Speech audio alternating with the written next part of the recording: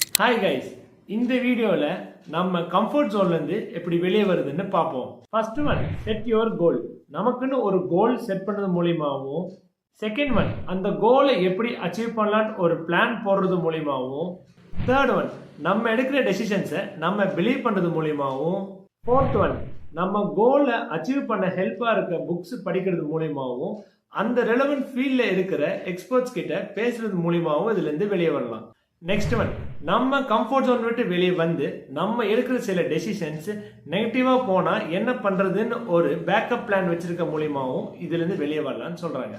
And இதுதான் ரொம்ப ஈஸியான ஒரு எஃபெக்டிவான மெத்தட்.